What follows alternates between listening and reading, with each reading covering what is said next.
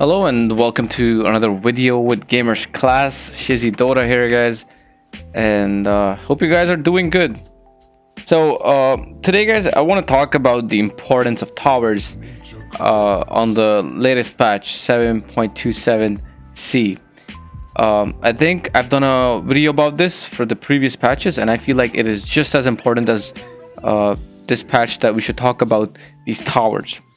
If you like this kind of content, go to gamersguys.com. For just $10 a month, get your replays analyzed, watch masterclasses with pro players, join weekly coaching sessions, win prizes, and more with our Supreme Dota 2 membership. Okay, so how do you want to play the map, and how these towers taking these towers down, how are they so important for your game? This is what we're going to be talking about, and I mean, let's just like straight up get into it. So the first tier 1, it's very basic. Like supposedly if you're playing on Radiant, the idea of getting this tier 1, which I believe is one of the most important towers.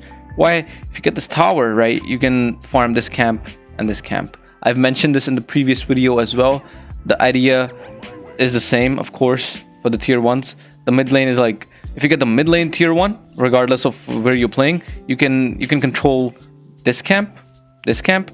If you're on Radiant yourself and you break the Dire's tier 1, you control this camp, and then you control this camp.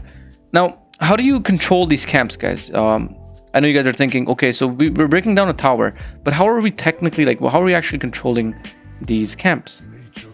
So the reason why you're actually you're gonna control these camps when these towers are down.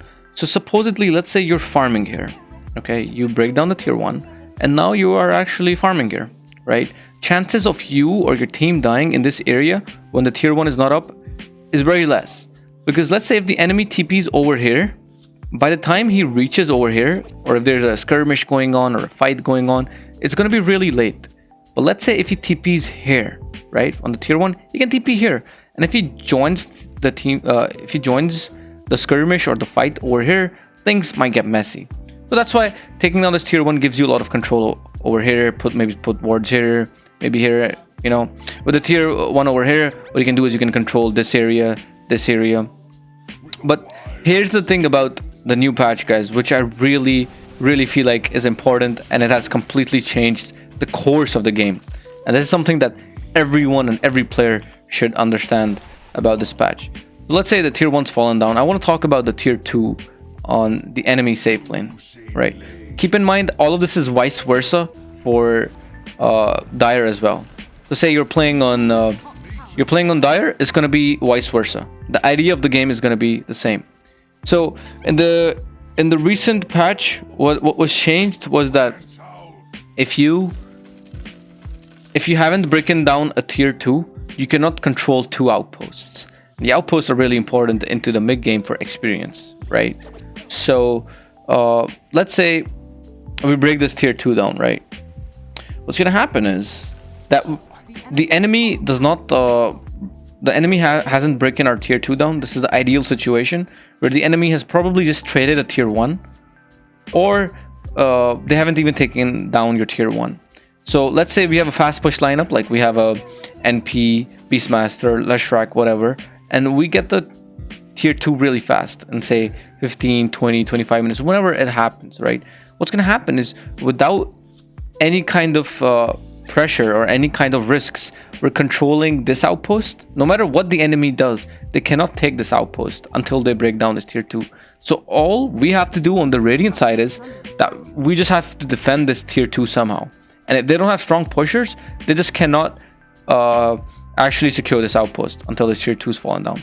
What we can do is, if we're playing Radiant, we put some wards in their jungle and we completely control this area, right? We control this area. We start playing in this area, and eventually we will just get a really big lead.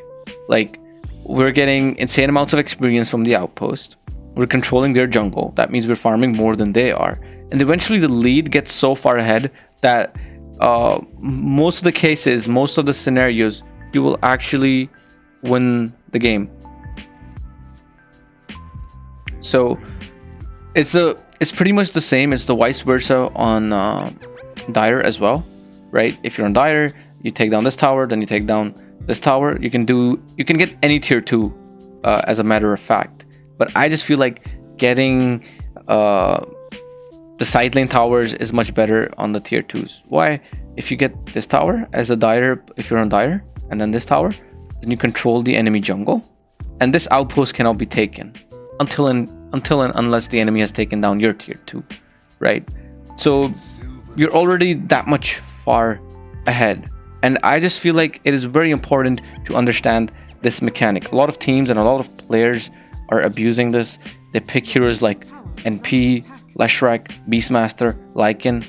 They will actually get your tier 2s really fast, and then they will control 2 outposts. Eventually they will get an experience lead, they will get some gold lead, and more or less they're more likely to win. So I feel like this is a big advantage, and it should be abused in pubs, and obviously people are abusing this in the competitive scene constantly. So that's pretty much it about the newer towers on the 7.27. Guys, thanks for watching, and let me know if you have any questions in the Discord chat. I'll see you guys in the next video.